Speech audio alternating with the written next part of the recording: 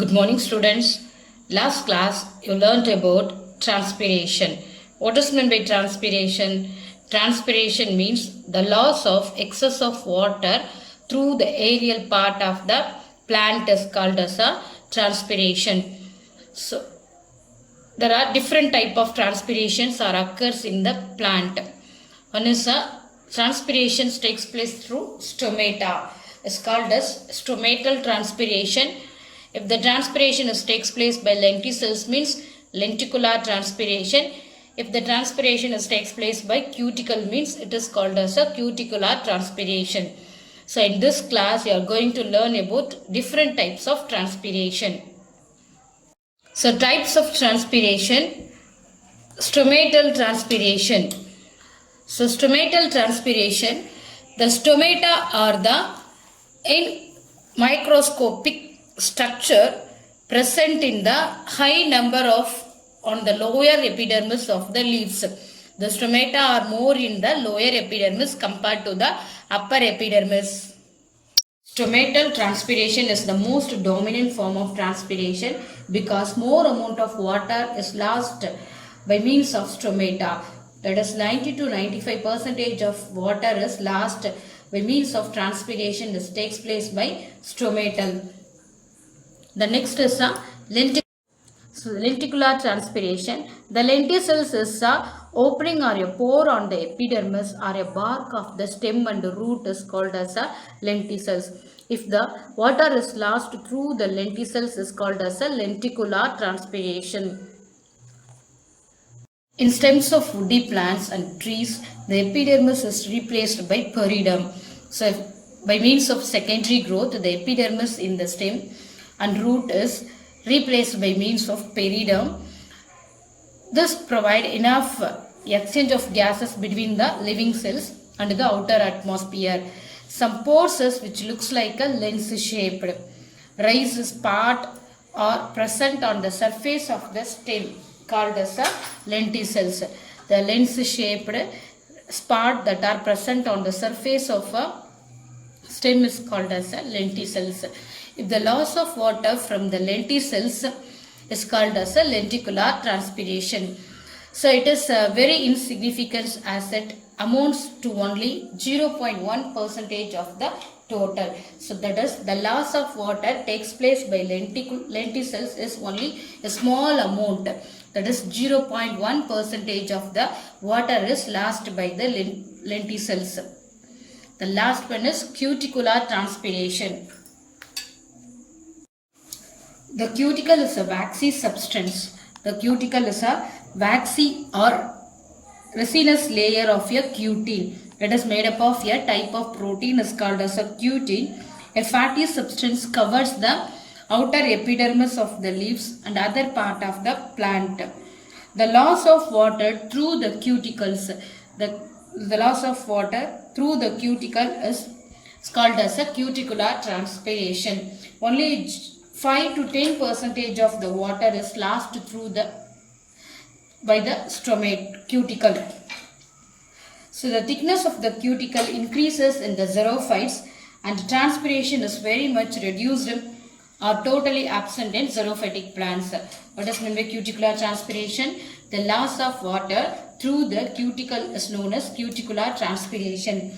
So the only 5 to 10% of water is lost through the cuticular transpiration. So the cuticle is very thick in xerophytic plants in order to avoid the loss of water through the cuticle. So structure of stomata. The epidermis of the leaves and the green stem possess many small pores or called as a stomata. There is a minute opening is present in the leaf or some aerial part of the stem is called as a stomata. The length of the stomata is about 10 to 40 mu and breadth is about 3 to 10 mu. Mature leaves contains between 50 and 500 stomata per millimeter square. So a mature leaf contains about 50 to 500 stomata per millimeter square. The stomata are present in more in the lower epidermis of the leaf compared to the upper epidermis. The stomata are made up of two bean-shaped guard cells. So they are specially semilunar or kidney-shaped living epidermal cells in the epidermis. The guard cells attached to the surrounding epidermal cell known as the subsidiary cells. So there is a specialized epidermal cells which surrounds the guard cells are called as a subsidiary cells or accessory cells. The guard cells are joined together to each end and they are free to separate to form a pore between them. The inner wall of the guard cell is thicker than the outer wall. So the inner wall of the guard cell is thicker compared to the outer wall, and the stomata opens to the interior into a cavity is called as a substomatal cavity, which remains connected with the intercellular spaces. So there are two bean-shaped guard cells which surrounds the stomata. The stomata is connected to the guard cell is connected to the epidermal cell through a specialized cells are called as a subsidiary cells. The inner wall of the stomata is thick compared to the outer wall. The next mechanism of stomatal movement. The stomatal movement are regulated by the change of the turgor pressure. So in the guard cells. So when water enters the guard cells, it swells. The guard cells become swells and it's unevenly thickened cell walls stretching up, resulting in the opening of the stomata. This is due to the concave non-elastic nature of the inner guard cells. So the inner wall is concave non-elastic nature and pulled away from each other and is stretching the convex elastic natured outer wall of the guard cells. So different theories have been proposed regarding opening and closing of the stomata. The important theories are theory of photosynthesis in guard cells, starch-sugar interconversion theory, active potassium transport ion concept. So theory of photosynthesis in guard cells. So this theory was proposed by Van Mol in the year 1856. He observed that stomata open in the light and close in the night. According to him, the chloroplast present in the guard cells, only the epidermal cells which contains the chloroplast is a guard cells. That is, the guard cells contains the chloroplast. The chloroplasts which are present in the guard cells photosynthesis in the presence of light, resulting in the production of carbohydrate, that is sugar, which increases osmotic pressure in guard cells. It leads to the entry of water from other cell and the stomatal aperture is open. Aperture means opening. The stomatal opening is opens. At night time, the above processes takes place, causes the and vice versa, it leads to closure of the stomata. The next, demerits of the theory of photosynthesis in guard cells. The chloroplast of the guard cells is poorly developed and incapable of performing photosynthesis. That is, the chloroplast which is present in the guard cells are unable to synthesize food material. Then the guard cells already possess a much amount of stored sugar in it. So these are the demerits of theory of photosynthesis in guard cells. Starch-sugar interconversion theory. According to Layard, in the year 1908, the turgidity of guard cells depending upon interconversion of starch and sugar, it was supported by Lofty-Field in the year 1921, as he found that the guard cells containing sugar during the daytime. So during the daytime, the guard cell containing the sugar, when they are open and starch during the night when they are closed. Sayre in the year 1920 observed that the opening and closing of stomata depending upon change in the pH of the guard cells.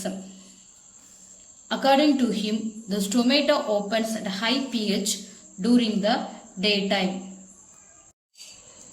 At a high pH during daytime and becomes closed at low pH at night time.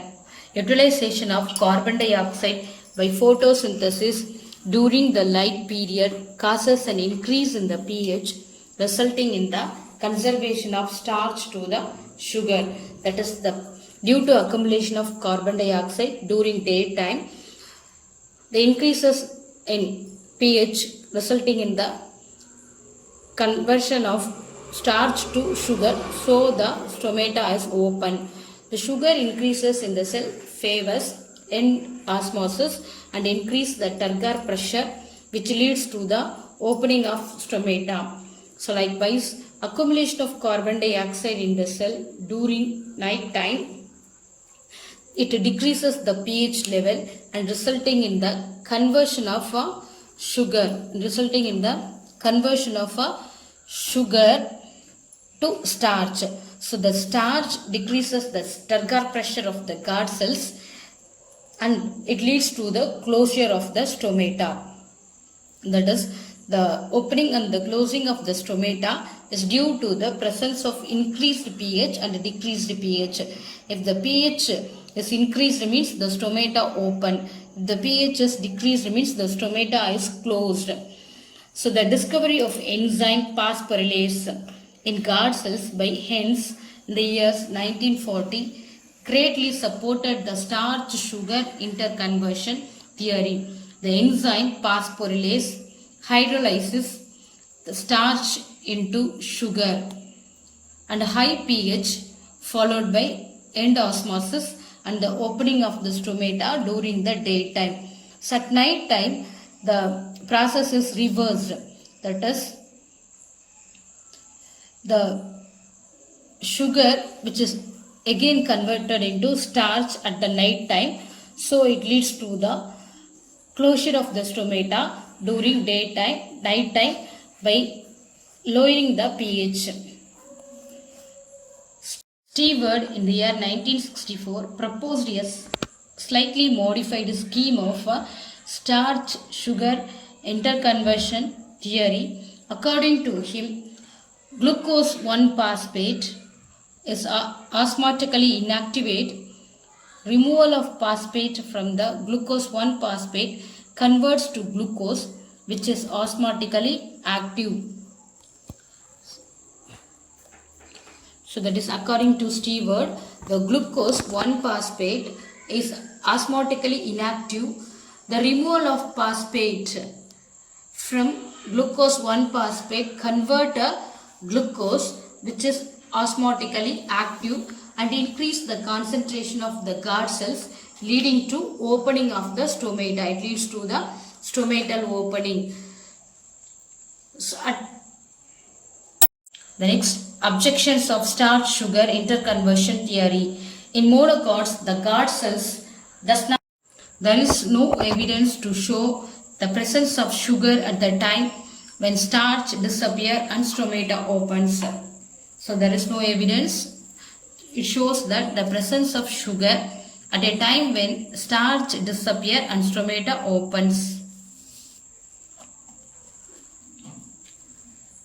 It fails to explain the drastic change in the pH from 5 to 7 by change of carbon dioxide. Theory of potassium transport. This theory was proposed by Leavitt in the year 1974 and elaborated by Raschke in the year 1975. According to this theory, the following steps are involved in the stomatal opening. So in light, the guard cells, that is the cells which are surrounding the stomata, is called as the guard cells. The guard cells, starch is converted into organic acid, that is malic acid. In the second step, the malic acid which is present in the guard cells dissociate to form a malate anion and a proton H plus ion. In the third steps, the H plus ions which are present in the guard cells is moves outward to the subsidiary cells.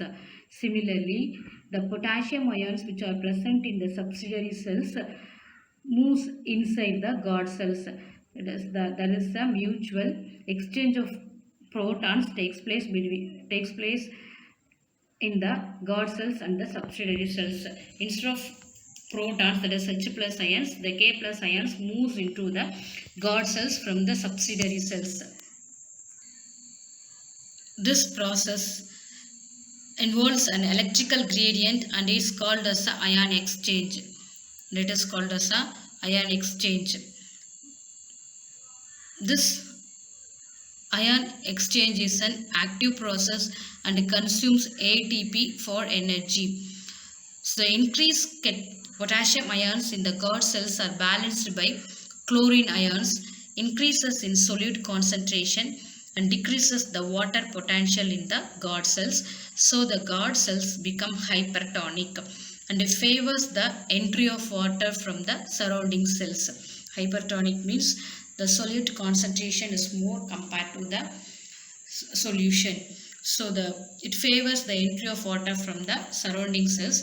The increased Turgor pressure due to the entry of water opens the stomatal pore.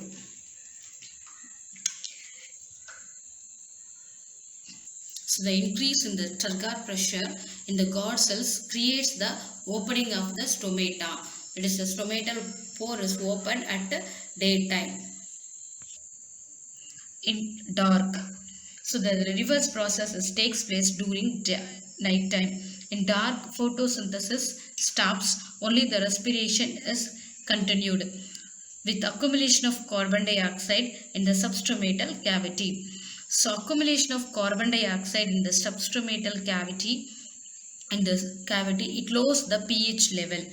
The low pH and the shortage of water in the guard cells, that is the water from the guard cells moves towards the nearby subsidiary cells and causes the fluidity in the guard cells.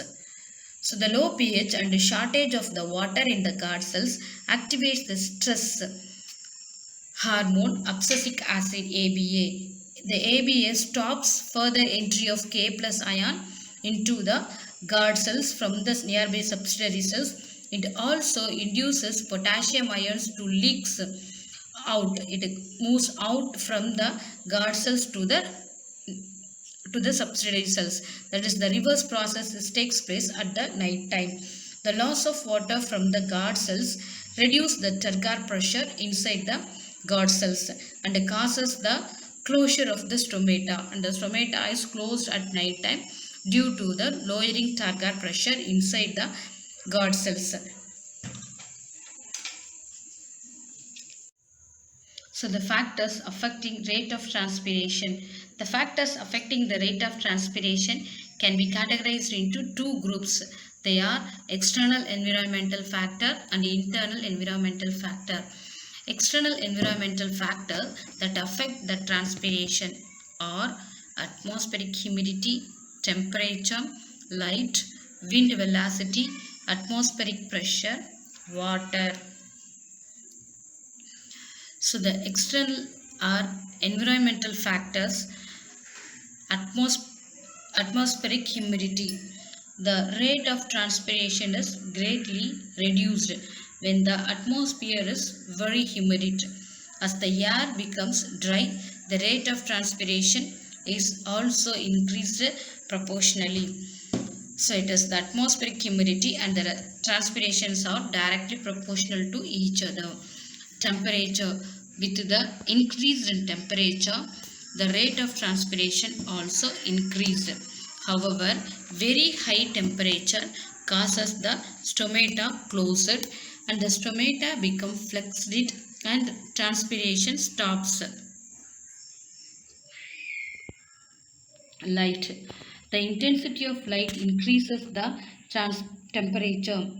As in temperature, the transpiration is increased in high light intensity and it's decreased in low light intensity. The light also increases the permeable of the cell membrane, making it easy for water molecules to move out in the cells. The next, wind velocity. Instead, air the surface above the stomata gets saturated. The water vapor and there is no need for more water vapor to come out. The wind is breeze, water vapors gets carried away near the leaf surface and the DPD, diffusion pressure deficit, is created to draw more vapor from the leaf cells, enhancing transpiration. From the leaf, enhance transpiration. However, high wind velocity creates an extreme increase in water loss and leads to a reduced rate of transpiration and stomata remain closed. Atmospheric pressure. In low pressure, the rate of transpiration increases. Hills favor high transpiration rate due to low atmospheric pressure. However, is neutralized by low temperature prevailing in the hills. Water. The adequate amount of water in the soil is a prerequisite for optimum plant growth. Excessive loss of water through transpiration leads to wilting. Wilting means the falling of leaves takes place. In general, there are three types of wilting as follows. One is the incipient wilting, temporary wilting, and permanent wilting. Incipient wilting. The water content of the plant cell decreases, but the symptoms are not visible. So there is no visible symptom is occur in incipient wilting. Temporary wilting. On hot summer days, the freshness of herbaceous plant reduce turgor pressure at the daytime and regains at the night time. Permanent wilting. The absorption of water virtually ceases because the plant cell does not get water from any source and the plant cells passes into a state of permanent wilting. The next, internal factors. The internal factors are leaf area, leaf structure. Leaf area. If the leaf area is more, transpiration is faster and so xerophytes reduce their leaf size. Leaf structure. Some anatomical feature of the leaves like shrunken stomata, the presence of hairs, cuticle, and the presence of hydrophilic substances like gums, mucilages helps to reduce the rate of transpiration. In xerophytes, the structural modifications are remarkable.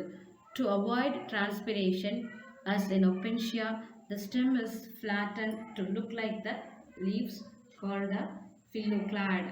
Clad or cladophylls in asparagus is a modified stem capable of limited growth looking like leaves. In some plants, the petioles are flattened and widened to become phyllodes. Example, Acacia melanoxylon. Plant antitransparent. The term antitransparent is used to designate any material applied to the plant for the purpose of retarding or reducing transpiration. As an ideal anti-transparent, check the transpiration process without disturbing the process of exchange of gases. The plant anti-transparent are two types. One is to act as a physical barrier above the stomata. The second one, induction of stomata close. The induction of stomata closure. The colorless plastics, silicone, oil, and low viscosity wax are sprayed on the leaf, a thin film to act as a physical barrier for water but permeable to carbon dioxide and oxygen. The success rate of physical barrier is limited. So in a physical plant anti-transparent is either a colorless plastics or silicone oil and low viscosity wax are sprayed on the surface of the leaf as a thin film which acts as a physical barrier to avoid loss of water, but it can allow carbon dioxide and oxygen. Induction of stomata closure. Carbon dioxide induce stomatal closure and act as a natural anti-transparent. Further, the advantage of using carbon dioxide as an anti-transparent is its inhibition of photorespiration. Phenyl mercuric acetate